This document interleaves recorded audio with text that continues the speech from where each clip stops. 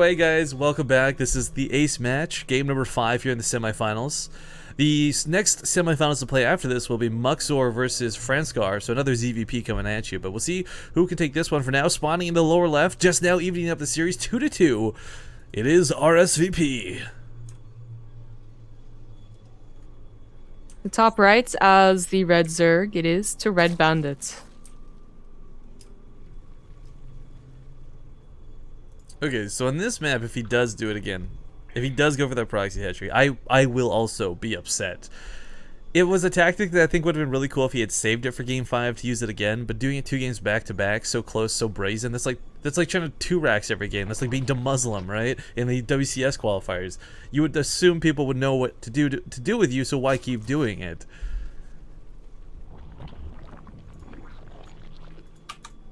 But for RSVP, actually, this probe did come across pretty quick, but not enough to beat proxies.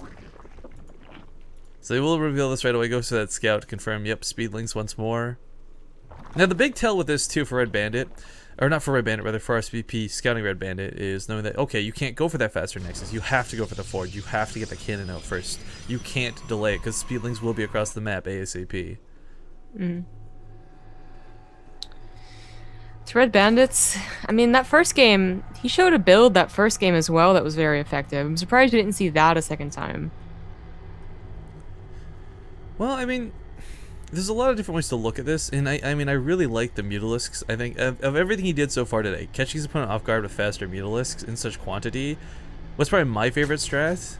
But it's also, again, the risky one, because let's not forget, unlike StarCraft 2, it takes a lot less to counter Mutalisks as a Protoss player.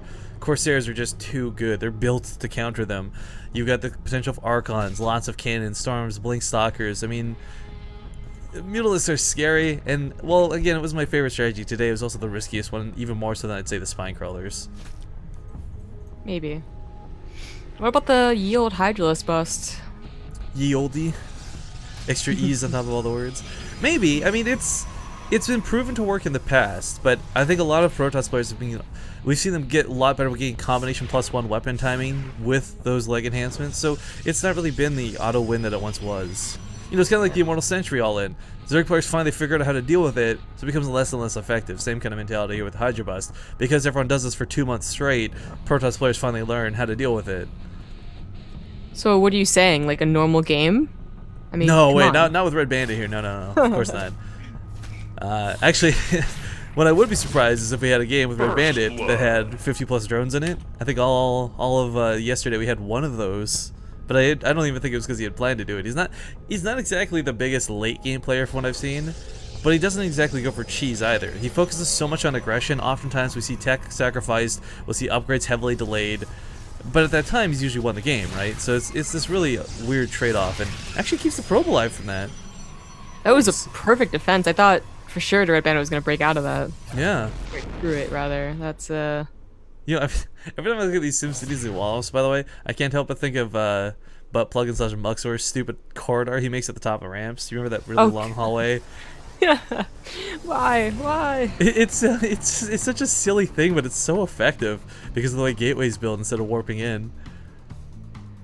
Well, you know what? That actually, we're talking about a lot of weird cheese stuff. That would be kind of cool to see warp-ins get utilized at some point, but I highly doubt we're going to see that anytime soon. I mean, the warping mechanic in Starbow, it really is kind of limited to that max-out situation as being the only scenario in which you could really utilize it. Yeah. Well, layers on the way. No Hydralisk Den. Probably going to be for mutas, at least to start it off. Seems like a good thing to have. About 8 to 10 mutas. Deal a lot of damage, potentially, but also just keep your opponent on their heels. Well, that's kind of the problem, too. Like, you force your opponent to make Blink Stalkers, but what do you get as a Zerg player that really stops Blink Stalkers? Nothing shy of Hive Tech. So, if you go into this with the mentality of kind of that you know, oh, okay, I'll force you to make these units by making these units, you have to have that follow-up available. But a Baneling Nest actually coming down, so they'll be able to deal with the Zealots. Those Zealot attacks, I suppose. Yeah. I mean, it kind of sucks because Banelings just, they don't break Zealots the same way we're used to seeing them in StarCraft 2. And they're very expensive units to invest in, but they will get that splash off. And early on, there's just not a lot of splash in Starbow, just in general.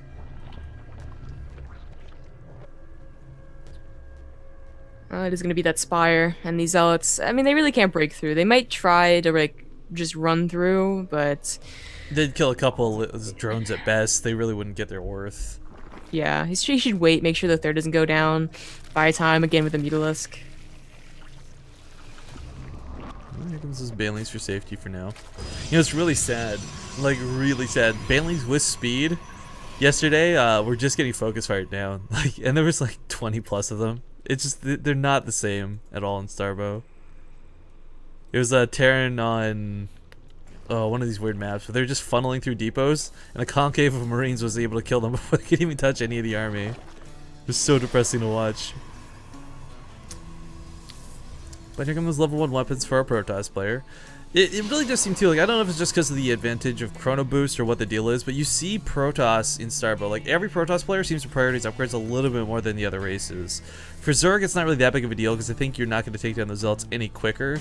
And for Terran, at the same time, your bio, your tanks, they're all kind of limited in what they do to begin with.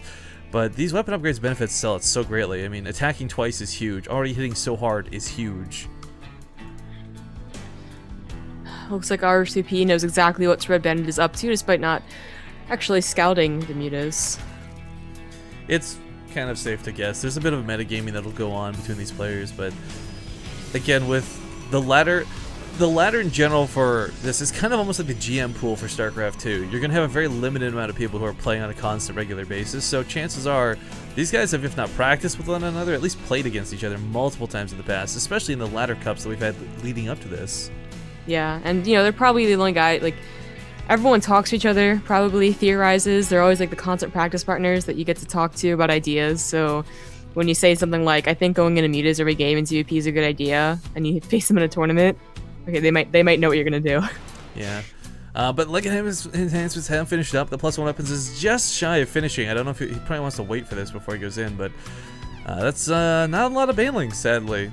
3 Spine Cars will help a tad, but as we've seen in the past, Zealots just take hits like champions. Yeah, okay, he's gonna blink up, see what is waiting. Maybe there's more than what is visible at the natural, and we'll also see these mutas just running away right now. I mean, these mutas can take on the blink stalkers. Yeah, there's really not a lot here. I think he realizes that too. Turns around, starts focusing them down. We'll lose one Mutalisk, but gets 3 blink stalkers for it. Pretty nice trade. Unfortunately, though, that reveals what's going on, so the rest of the blink stalkers have been kept at home. And combination cannons and these units, these Mutalisks will not get a lot done. If we could talk about Red Bandit, I mean, one thing I would really praise him for is his control, but even then, what we've seen this game, or this series, has just been kind of really bad Mutalisk control, constantly losing them, having them picked off by these blink stalkers. I kind of think his goal to go into that base is nice, but it's not, just not feasible. Yeah. I'm also just not really sure about TEHREDBANDIT's play in terms of like the mid game to late game. He doesn't seem to get to the late game that often, as we talked about before, but you know, he's always down a lot in supply, and while that's actually okay, as well as being down a base in Starbow, it never seems to be okay for him. He always seems to lose it after he's down by about 40 supply. His hive tech control with units is actually fantastic. He uses Dark Swarms in great methods to, like, you know, dive past, put him forward so you run into the Dark Swarm, so it's already like leading into it type thing. But that usually comes hand in hand with like Ultralisks and such. But with so much being devoted to Mutalisks, I don't foresee him really going for that hive tech anytime soon, especially with the third base not finished yet. RSVP sending out a big chunk of units, possibly going to try and cancel that third. It means that they're going to die. You know, of course the mutas are going to catch up to them eventually, but they usually get the third long before they're dead. And that Archon's going to be a bit nasty. Gotta be careful. That damage, oh my god. Did these get a buff too to range? No, it's still range 2, so. Actually, Archon's range. No, you're right. No, ignore me. I thought they had range 3 for some reason. I don't. I think I'm thinking of regular StarCraft here. Just don't mind me.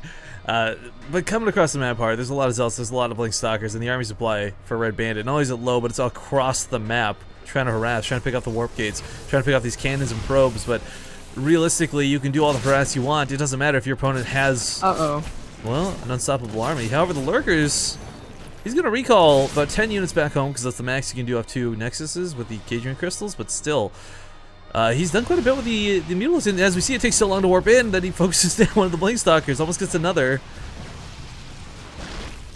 You know, he went for a lot of probe kills there. A total of 13 went down. I kind of wish he would have done the same trick with the gateways, though. Really cut into his opponent's production. He saw the lurkers, but again, taking a long, long time to go ahead and get observers. I think the Zealot got stuck in here, yeah. On that warp in. It's kind of funny to see. But you know what? There's 1-1 for RSVP. Singularity charge is on the way, and again, tech has kind of always been his strength when it comes to fighting Red Bandit, or Red Bandit's weakness, depending on how you want to look at that point of view. But yeah, Red Bandit is going towards that hive tech. He's really good with Dark Swarms. He's really good with Ultralisks. He's kind of like, I hate to phrase this, he's kind of like a Villo in that way. Like, his mid to early game is kind of but once he gets to that late game, he's really in the zone. You know, once a Villo gets those Ravens, he's unstoppable. Same kind of goes for Red Bandit once he gets Dark Swarm, once he gets Ultralisks. This base is doomed. The observers are here, so the lurkers aren't getting those free kills that they once were. He did do a ton of damage to this army, though, knocked it down quite a big peg. But he doesn't have a lot behind this. Now bring the Banelings to the front lines. We'll see if these are even effective. Get some hits off. The Archon soaking up. Oh, the Archon shots in the mutas. Yeah, he's got to be careful. These have already dwindled in number quite significantly, down to 7. That was not a bad engagement for the Red Bandit. Again, still down by 40 supply, but he's making do as well as getting the better tech and that hive. Well, whatever he's going to choose to get with that hive. He hasn't actually chosen anything yet. Well, the Storm Skimmer are going to be great for whittling out any amount of Zerglings, as they pretty much instantly die in a Storm. Hygelus will take a bit of damage too. I did not expect Ultras. I've been talking about Ultras for the last, like, 4 fucking minutes! Well, I thought he was going to go for, like, a Dark Swarm or Vipers first, honestly, because he got the Viper's Nest. The Viper's Nest is needed for the upgrade, right? Like, it's not the Infestation Pit anymore, so... Thus the Hive. I guess so. But, okay, no, all jokes aside, I wasn't really pissed off or anything, but the Ultras are not going to be very good initially, because he's got no upgrades. There's no... If he delays Chitinous Plating, he's not even going to have... Like, he's getting armor now, but these Ultras are going to be kind of squishy. Let's not forget, guys, in Starbow, I think they're, what, 200 or 250 or something? They're a lot cheaper than they are in StarCraft 2, and that's because they're a lot weaker at the same time. They are incredibly strong units in and of themselves, don't get me wrong, but they're not exactly going to be the auto-win units you would normally love to see, and Red Bandit, once again, is going to get this really, really low supply count. Alright, Anabolic Synthesis, so he's going to get the speed up quick. But no, you're also kind of right, like, Greater Spire over top of the Defiler Mound? I don't really like that choice, because what's he going to make out of the Greater Spire? A Guardian at this point? I mean, try and use the Mutalist, I guess. There's 5 of them. Guardians could be effective, I guess, as long as he doesn't move past the dead space, as long as the Blink Stalkers can't get under them. That's a huge Hydralisk corpse, by the way. WTF. Those are the hunters from Brood War. The Hunter Killer? Oh, yeah, they had like those hero units, I forgot. Sort of hero, yeah. Well, not like hero in the way I think we know him as, like, you know, Jim Raynar, but yeah, the I guess elite units, I guess, then, however you want to refer to them. Yeah, like they were like always elite squadrons or whatever. Yeah, like a war pigs. So this is gonna be for Guardians. This is kind of an interesting move, because the one thing is this third base will probably go down to them, but he can't venture into the main. If he does, the Blink Stalkers will just get right underneath them. And Guardians, they're not like Broodlords, guys. They don't create free units. They snipe from really far away. Air to ground only. So if one air unit comes out, one Corsair will eventually clean them all up. Fortunately, he doesn't have that option. Oh, just now puts on a start gate. Woof, woof. They look so dumb, okay? Their legs look, aren't they even got moving. butts. Look at the butts. I like ticks, big butts and I do not lie. You other brothers can't do that. But yeah, okay, so the snipe is going to be nice here. There's just nothing RSVP can do, and I think he kind of recognizes this too, so he may just try to take a base. Yeah, takes one new one up here, realizing he's going to have to field this. But no amount of damage he does to this base will dwindle this army supply. The difference is, and RSVP was guilty of this before in the past, you know, he commits to what is defending something he can't defend, so he just gives Red Bandit time to get those Ultralisks out. Like, if this army was going for a big attack, saying, you know what, screw it, you got 5 Guardians over here, it's actually going to kill a couple. That's what it's going to talk about. You guys stay in that dead zone, that dead space. But if he had just gone for the attack, if he had gone for the throat, so to speak, he could have knocked down a third. His army was unmatched, but now there's Ultralisks. We got Chitinous Plating on the way. We got level 2 arm upgrades. The longer RSVP sits back, the better chance he gives Red Bandit to actually have a fighting shot to win this game. Yeah, I thought honestly, he was gonna at least take down a third, maybe go for the natural and get outs. But leaving Red Bandit on just able to get up to that hive tech, like no problem. Like seriously, the attacks they did were kind of like they were whatever. So really, no problem for the Red This Bandits. Is it's probably gonna bite RSVP in the butt. Right, and this happens in StarCraft 2 a lot of the time, but in StarCraft 2 normally this is a lot less visible because the supply counts are usually less stark. The tech differences are less, I guess this this different, so to speak. But in Starbow it's a little more obvious because it's a slightly slower pace. But Ultras on the front lines with these lurkers. Of course, you normally you'd love to just target fire down the lurkers, but in doing so gives the Ultras free reign to get on top of this as well. No splash damage coming down, but these things can take some hits. 400 HP and level 3 armor. Storm's gonna go down, and I guess it'll help a little bit, but Ultras just, they don't give a fuck about Storms if we're gonna be honest. But Still, that was an overpowering supply for RSVP, and Red Bandit does have to leave. Those Ultras are so tiny. Yeah. He's so cute. Well, it's primarily those goons, right? The Dragoons come in to fight Ultras that have almost no armor on them. I mean, even with Chitinous Plating, level 3 armor is not that much. I mean, once level 2 kicks in, maybe it looks a little bit better. Guardians go back on the offensive while this is happening, but still, even knocking down this Nexus isn't going to end the game. He got a scout, didn't he? Oh, the scout is so lazy. Come on, buddy. It's rallied it's below. over. No, there's already one out. It's below. He didn't realize it, I guess. There we go, starts turning it around. Jopokosol. You have good impressions. Yeah, no, I just got weird memories of units saying things too many times when I click them. I have that with Age of Mythology. Man, the was it the Norse guys or whatever in that game were so OP. I don't actually know the balance of the game, so. I remember they're like elite units where like I could never kill them if the computer got them out. I'd just be like, I'm dead. Anyways, this is a choke, of course, he can't run into. Well, the Ultras are pretty cool. There's no Dark Swarm to cover for them. So, again, these goons, these stalkers, they just get to fire from afar, and there's nothing that will buffer for these Ultras. The army's really scary, and if we're going to be quite frank, RSVP cannot engage them head-on in a straight-up, like, A-move versus A-move clash, but he's not going to. He'll be moving the Dragoons back, he'll be splitting his army up, he'll have Storms coming down, and still Red Bandit hasn't even considered a Defiler round, and that's, for me, perplexing on very multiple levels.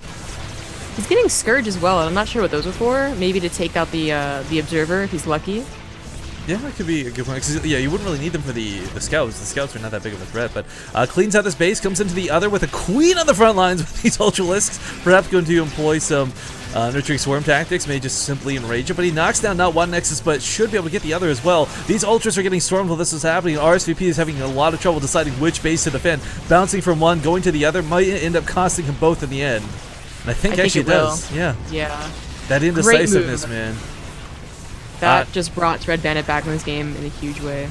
Well, yes, and a little bit scary, no. Still, he doesn't have that further tech, though, right? So he's in this area, this situation where, again, he's got a really nice advantage of, I guess, leveling the playing field. His opponent doesn't have any economy coming down from third at the moment, but he still doesn't really have an army that can fight RSVP. I mean, these Ultras are all incredibly low.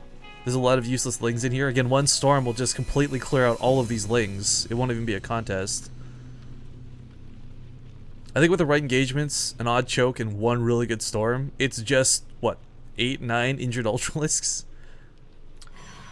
I don't know. Oh, you know what? RSVP as well, behind this, he's gotten a couple Dark Templar, and we don't see any Overseers. That could be a lot of free damage. Yeah, I mean, he's even around the bases. Okay, actually, there's Overseers at the bases, oddly enough, just not with the army. Wow. He's got his base covered, literally. This is where I need the Hades gift to come on. If I don't have it loaded on the overlay right now. Son of a gun. Oh, this is not a good place for Red Bandit to go into. No, definitely not. But he's going to force into it because the Dark Templar is just chipping away the Ultras behind this, and he loses so many of them. And again, if you guys are new to Starbow and you're wondering why we're getting so, I guess, focused upon the Defiler Mound and Dark Swarm, what it does is anything sitting within a Dark Swarm, it's kind of like a reverse Blinding Cloud. No ranged units can deal damage to units within a Dark Swarm. You can seriously take 1,000 Dragoon hits and you won't suffer one bit of damage as long as you're within that Dark Swarm. So, you use it to push forward, it forces the line back, and RSVP suddenly has to, instead of fighting at this ramp, for example, back away so far from the third that Red Bandit says, okay, I'll just kill the Nexus instead. But finally, yearning and moaning and groaning, we have the Defiler Mount coming out. We've also got +3 armor coming up, and Again, so much of this for me reels back to the fact that RSVP had such a big army supply lead that he could have killed a third and potentially even ended the game versus Red Bandit. But you know, those Guardians, to his credit as well, drew the entire army back. The Guardians really didn't do a lot of damage. They kind of got the Nexus, I guess, injured, but it kept RSVP at home and kept him from winning the game. So a lot of good moves and a lot of sloppy moves out of both players, I gotta say. Yeah, well, that's what's so great about no matter what.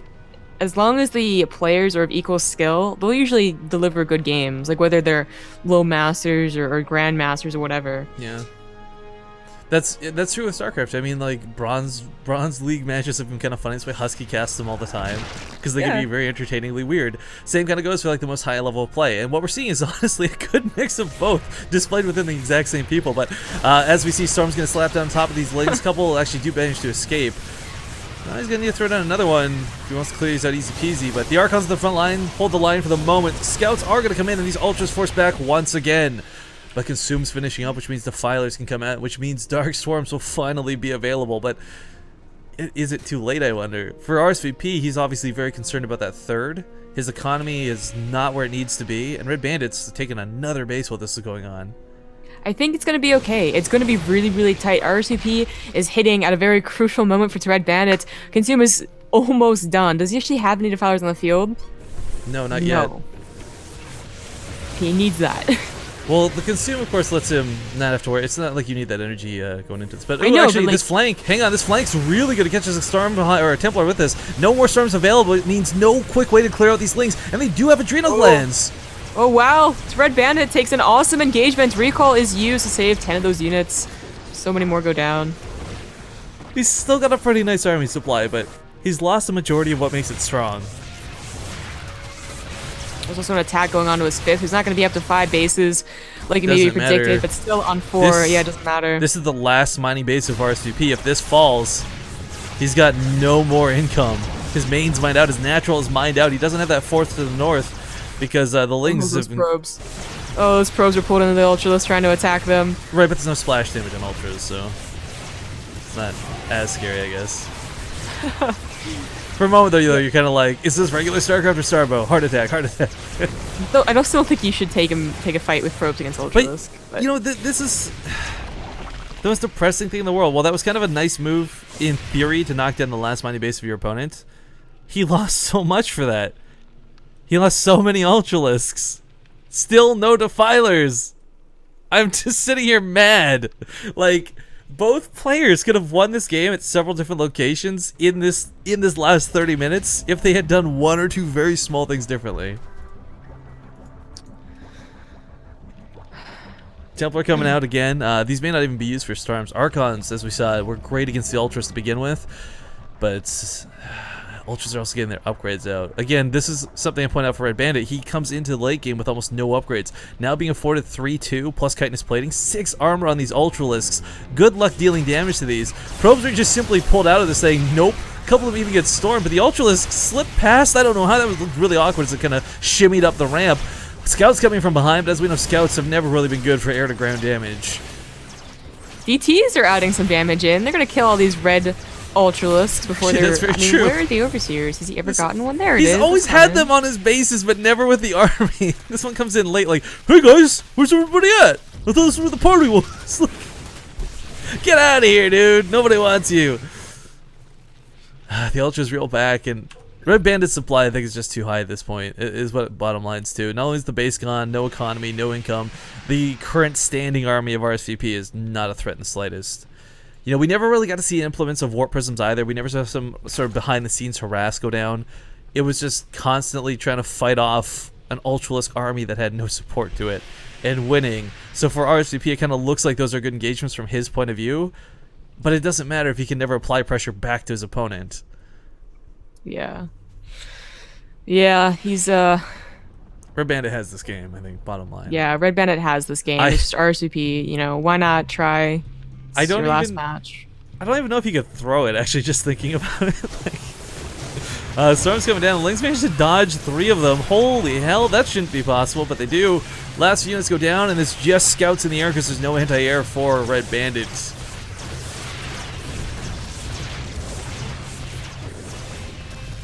Well, Shout out to Bobble Convolute and his ice cream. Apparently cheered him up. Glad you could stop by. Base Trade TV. GG. Alright, congratulations to Red Bandits. Not gonna lie, pretty happy he ends up making it through to the finals. And we'll see who his opponent's gonna be, as I think we're going to take a small intermission of a break, guys. Not sure how long it will be, but we'll get Muxor versus Franskar, so I had to remember the names, coming up for the other best of 5 semifinals after this.